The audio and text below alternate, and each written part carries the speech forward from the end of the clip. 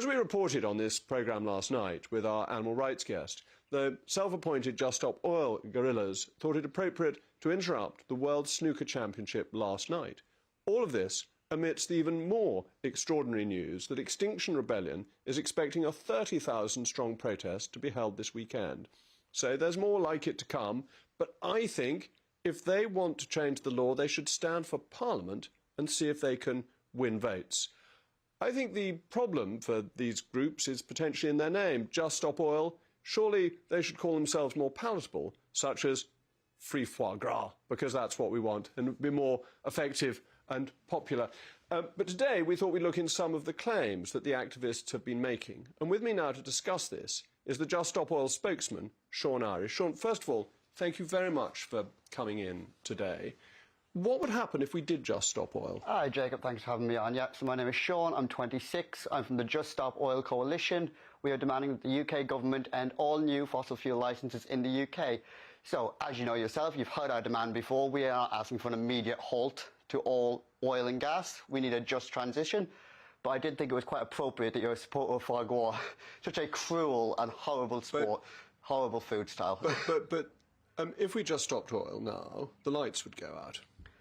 Well, we wouldn't have to see you then, would we? But we're not asking for that. We are asking for an end to new oil and gas licences. But then we import it from abroad, and the emissions are greater. We went through this with fracking. If we used our own shale gas, we would reduce the emissions by between 2 and 60... So the UK currently has more than enough oil and gas domestically to last us the next 8 years. What you're talking about, you should be saying to nationalise the energy system then, because the only reason we import it, most of the UK oil and gas is exported.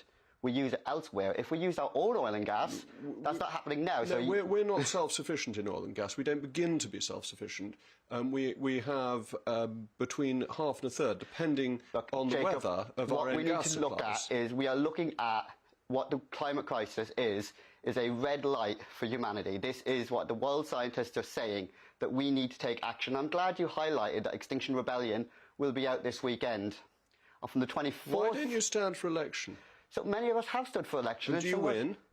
Yes, actually, some of us have gotten into power, actually, believe it or not. Because nobody in Parliament. A lot of politicians do recognise that dying for an oil-balanced profits is not in the interest of their constituents. It's not that, it's making sure the lights stay on and people have heat and warmth. And because of the reduction of with renewables, exploration... a variety of renewables is much more... The thing is, lights will go out when the climate collapses. There will be no lights on when the country cannot run. We've had a massive growth in renewables, but if you take renewables over the winter, when the wind isn't blowing, the sun isn't shining, how are people to heat and light their homes? So one, Jacob, you're a well-educated man, you've been to university, you know that solar has come a lot further than that. The solar actually can work even on a cloudy day these days. It can't work at night though, can it? No, but it can work. But so you can have a variety. You can have tidal, you can have wind, you can have all sorts of renewable energy. Tidal gives you power twice a day. Tidal can work through a river, not just tidal power, you can have river power, you can have all sorts, you can have a variety of energy. Jacob, you can, you need to be clear about this, right? Not a secure supply. What political aims do you want to have? Because whatever it is, we should be on the same side. Without green energy, without renewables, there is no future in the UK. What are we getting to make up for the supply when it's a cold day and there's a surge in demand and there's no wind? You can use tidal, you can use... Only twice a day? You can use river power, you can use all sorts of different renewables. There isn't enough river power. The point is, at the moment, the UK is not reducing at the level that it needs to. We are not insulating British homes, we are not investing in green jobs, and we are not investing in public transportation. On insulation, you discover that after 3 years, people use more heating. That they take the saving in years 1 and 2, and in year 3, there's been a study showing that people have just put their heating up. In what world? I'd like to see, I'd like to see that study. I'd like to see that study. This was a study reported Jacob, will you be joining us on the 24th of April at 1 p.m. for a march to end new oil and gas from Parliament Square? No, of course I won't, because I want my constituents to have warm homes. Climate crisis. I want them to have warm homes and have economic prosperity. We are already seeing crops burning in the field, Jacob. There are crops burning in the field in the UK. The only benefit to the climate crisis that we're seeing right now is that we can grow grapes and wine in the UK now, but we will have millions and billions of refugees, thousands of people fleeing to this country, and you're against immigration. You have a strong stance against immigration. How is that going to happen? I'm against lunatic extremism. The climate crisis there is not this level of crisis at all. According to the science there is. Your own scientists, Jacob, your own scientists are saying it. We've actually got an area of greenness equivalent to twice the size of Australia where we can grow crops. helping the food supply. We've seen, because of warmer temperatures, Jacob, how many Welsh farmers have gone out of business in the last 20 years? Welsh farmers have not been going out of business because of climate change. What has been the threat to Welsh farmers is whether or not producing lamb so in their Wales turnips is haven't been competitive. dying, their food hasn't been cut, they haven't had crops failure. There was no crop failures last year, Jacob, was there not? There was no crop failures. Last year, we saw crops coming through we lost better. one-third of our wheat, Once we 50% lost of our... Ukraine, and then we saw more wheat being grown in other parts of the world. I mean, these things are being made up. Even the IPCC is accepting that we've got more crops being grown. We've got, on average, 2% crop growth, agricultural productivity growth, every year for the last 200 years. That hasn't changed. Is that on average? That's on average.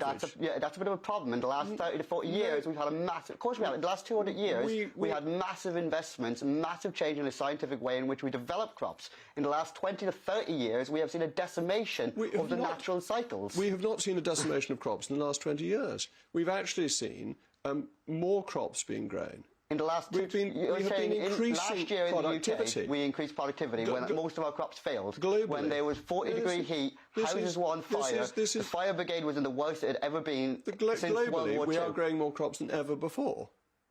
And genetically modified crops are improving our productivity even further. Yes, but it only gets us so far, Jacob. This crisis isn't there. It's invented. By whom? Who is benefiting? You. By me personally, yes, Jacob. You are part of a system that wishes to frighten people into having a lower standard of living. I don't know why you want to do this. We do not want people to have a lower standard of living. People will have no standard of living and a climate crisis. Look what happened to Syria when it collapsed. Look what happened to other countries when they collapsed. Syria? When the UK collapses... Syria did not collapse because of climate change. It collapsed because of a dictator. I didn't say it collapsed because of the climate crisis. I said it collapsed. And what happens when countries collapse? Your standard of living goes down. Yes. The UK is already at threat. The UK is at threat. That is what the scientists are saying. There's no threat to the UK. According to the world scientists, and as one of your lovely commenters just said, I would not trust a politician. All right, but which world scientist has said that the UK... IPCC this is not what the IPCC we are on code red for humanity. We are looking at having up to 1 billion climate refugees by the end of the century. The IPCC has actually noted that climate change has led to fewer deaths from weather events than before because more people die from cold than from heat. We have better equipment to defend ourselves than previous generations. Well, we have better homes, but that's still not good enough. That's the whole point. Humanity has always been adaptable. Yes, but you cannot adapt to a flood. If you are drowned in water, you will not grow. The Dutch have adapted to water levels for hundreds of years. You can adapt to water levels. But not forever, Jacob. It's not inevitable. You have we have always adapted. Agricultural productivity is increased. On the 24th of April, you should join us at 1 p.m. I definitely we will won't not join have you a future. Because I actually don't want to join in this alarmism. I want my constituents not to be made cold and poor. I want their standard of living to rise. I understand why you don't want an alarmism, because your way of life depends on there being no alarm. If the people learn what's happening, they will rise up. Cheap energy. And that is why you do not want an alarm. Cheap energy because you depend on it. Biggest improver of people's standards of living over centuries. Let's go with renewables. It's 9 times cheaper. 9 times cheaper renewable energy. This is an invented figure. But thank you very much, Sean, and I hope you don't target the cricket. Coming up, Ofgem has made the controversial decision to continue to allow energy companies to install forcibly prepayment energy meters. We'll be discussing that later in relation to the rights of enforcement. Oh, and you'll find out towards the end, what do you call